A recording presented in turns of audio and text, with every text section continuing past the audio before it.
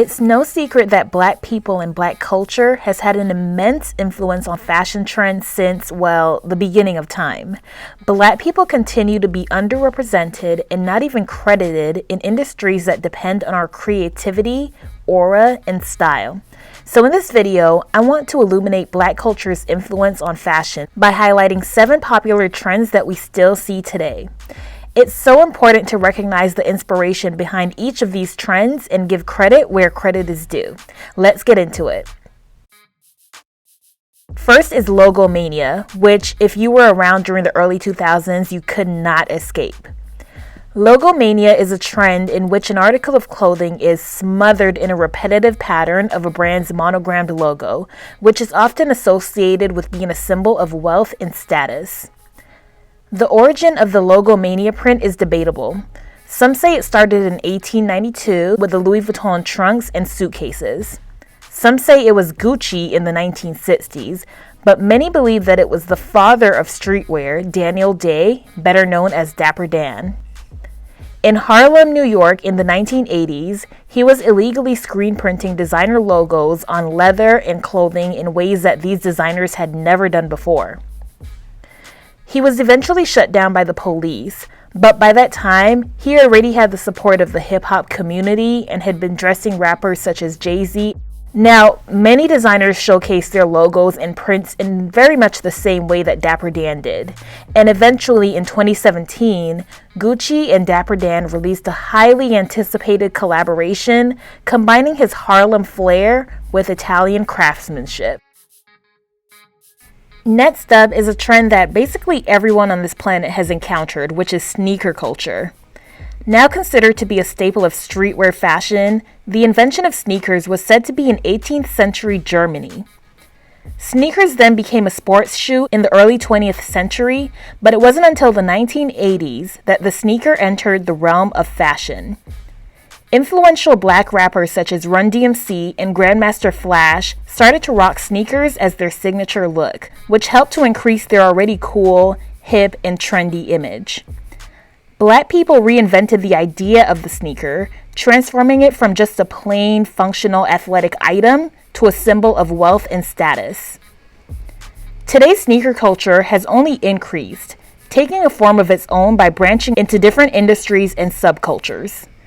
The term sneakerhead refers to someone that collects and sells rare, luxury, and coveted sneakers by purchasing them online from outlets and attending parties and events.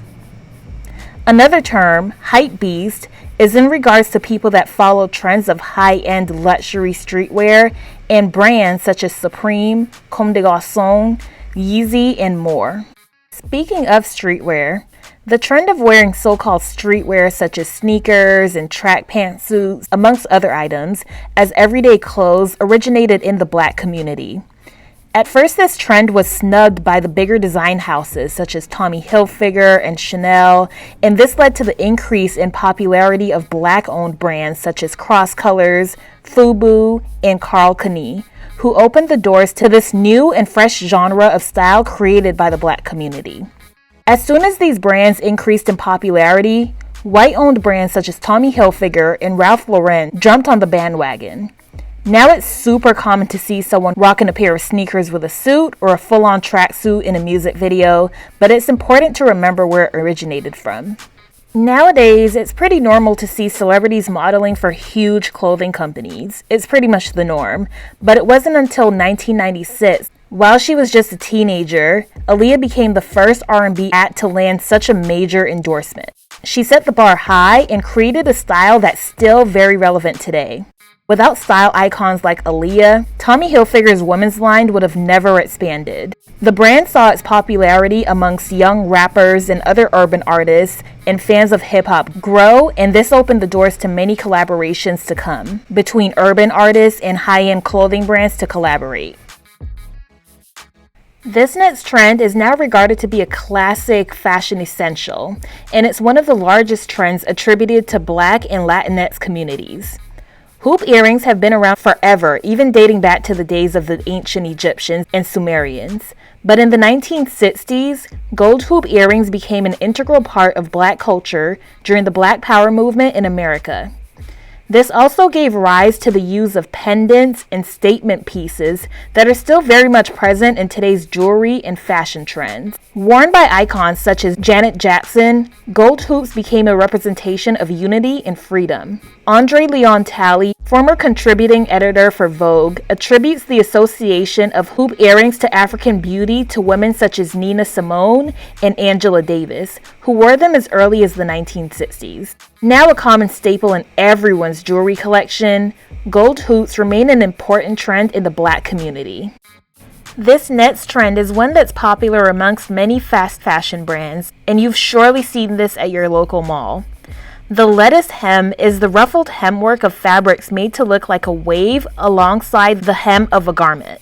Originated by fashion designer Stephen Burrows in the 1970s, the lettuce hem was quickly adopted by designers and fashion companies everywhere. Burrows created the hem for the iconic Vogue and Harper's Bazaar fashion editor Diana Vreeland, who requested to see a garment in, quote, lettuce, meaning a certain color of green, but ended up with a ruffle-edged garment that made fashion history. Years later, this design technique is still constantly used, but the originator is often forgotten. Let us give designer Stephen Burrows his flowers while he's still here. Now, as we all know, fashion trends always come back in style even decades after they first came into prominence. And that's exactly the case we saw with this next trend, which is the bucket hat. Bucket hats were first seen in the early 1900s as a practical way to protect farmers and fishermen from the rain. It was then adapted by soldiers for the war in the 1940s, and then again in the 60s it was regarded as a woman's accessory, which began its transition from utility item to stylish accessory. The bucket hat becoming a fashion trend coincided with the birth of the hip-hop era. Rapper Big Bang Hank of the Sugar Hill Gang wore a bucket hat in a 1979 performance of their classic hit, Rapper's Delight, instantly influencing the fashion community. But it wasn't regarded as iconic until the 1980s when a young rapper named LL Cool J wore his statement red Kangol bucket hat, which became the two-time Grammy Award winner's signature image at the time. Nowadays, artists, influencers, and fashion lovers everywhere can be seen rocking the famous headwear. Last but not least, if you've been on TikTok or any social media in general lately, one thing has become clear. The Y2k trends that are popular now are the ones that were pioneered by Black artists in the early 2000s. The trend is primarily worn by Gen Z who were literal babies during the early 2000s, some not even born. Brands like Apple Bottoms, Baby Phat, FUBU, Rocawear, and Sean John were staples, and artists such as Lil Kim, Eve, Alicia Keys, and Destiny's Child popularized key elements of the Y2k style, like sporting low-waisted jeans, neon camisoles, and mesh shirts, while rappers like Nelly, Cam, and other Black artists of that time popularized bandanas, chunky jewelry, oversized silhouettes, baggy jeans, tracksuits, and more. Keep in mind, these are just a few of the trends that Black people have created that have been adopted by other cultures. It's no surprise that the aesthetic quickly became whitewashed, with white celebrities like Paris Hilton, Britney Spears, the Olsen twins, and even our favorite Mean Girls characters taking over the entire aesthetic and claiming it as their own.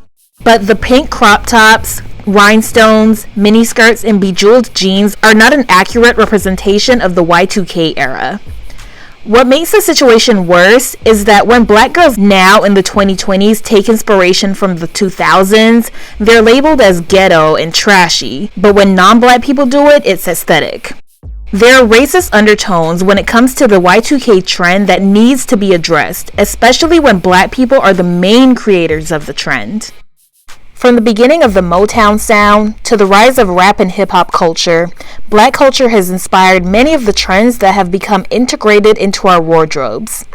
Despite being surrounded by the art and innovation that the Black communities have created, we often fail to acknowledge it as a society as a whole. It's also important to recognize that the slow growth of inclusivity in fashion is not without decades of resistance. With the recent rise in media attention towards the Black Lives Matter movement, there have been many more efforts to recognize the contributions of Black people across many industries, including fashion. We have a ways to go as a society, but giving credit where it's due is a start. Without Black people and Black culture, the fashion trends we have today will be non-existent. So tell me what you think about this video down below. Please share if you care, and I hope you learned something new. I want to hear from you. Tell me what was your favorite featured trend down below. Please remember to like, comment, and subscribe. And again, thanks for watching. I'll see you next time.